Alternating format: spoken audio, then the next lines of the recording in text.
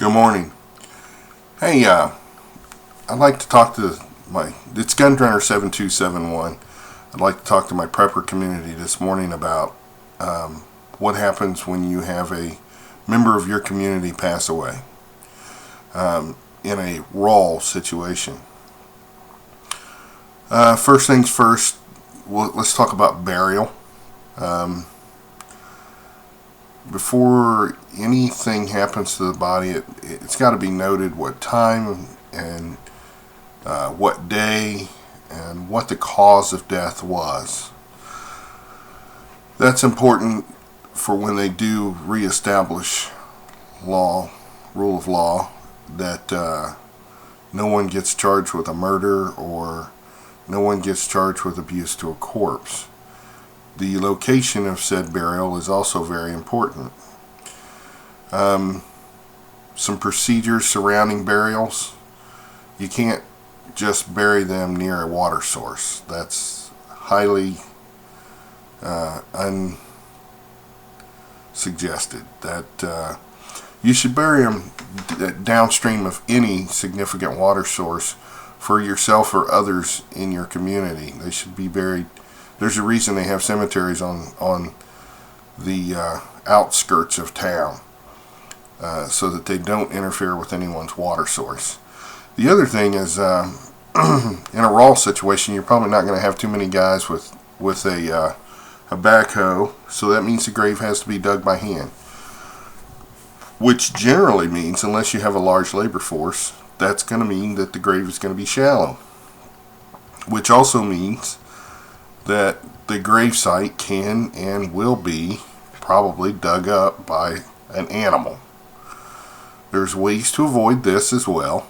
A 3-foot gravesite is probably pretty common if it's dug by hand, and especially in a raw situation when you're trying to conserve your energy for other purposes. You probably ought to think about digging the very deepest hole you can, and then surrounding the body with some type of biodegradable material. Linen is always nice. Burlap is good. What happens after that is, I would suggest that carefully place rocks around the body as a barrier to animals, so that they would have some rough digging if they tried to dig the body up. I would be the first to admit that some of this stuff is pretty morbid, but you need to know. Everyone has to die. It's just the nature of being a human. We all have a short period on this earth, and then we go back to that earth.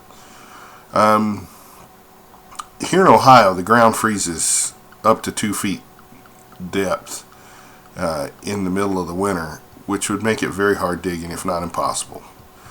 I can tell you that the other alternative is cremation.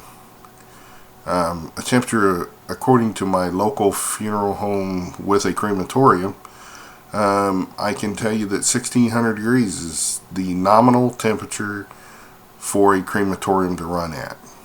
People have been cremated for millennium. The only thing left after cremation is generally the bones.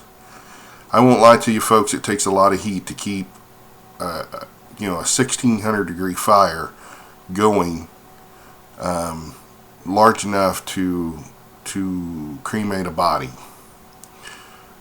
It may take some alternative fuels, such as petroleum-based fuels, to get that temperature and to sustain that temperature. That temperature has to be sustained throughout the process until all the flesh and cartilage are incinerated off the bone. Additionally, obese people present a certain challenge because the body fat becomes a fuel all into itself. These are just certain things that he elaborated on. Now, one of the things he said, when they do a cremation, they do not use metal caskets for obvious reasons. They use cardboard caskets that are, you know, fashioned cardboard caskets. They also use wood caskets. I don't think it would be possible to recover any type of ashes for an urn after, you know, cremation, in a raw situation, but you might try. Usually the bones are still left after professional cremation, and what they do is they gather what bones there are, and they put those in a crusher, and they crush those up to very fine particulate matter. Guys, we all have to go. How we go is important. Whether you go of natural causes, which I hope everyone does, or whether you go by man-made causes, and I think we all know what those are. I would hope that my respectful wishes, or my wishes, would be held into account in my interment. I would hope that, you know, everyone would cremate me as I wish, and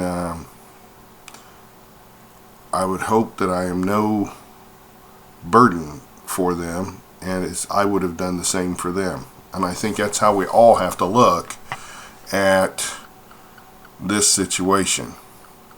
We're never going to live forever, but how we go out of this world is important. Dignity to the end. Okay, well, thanks for listening. Bye.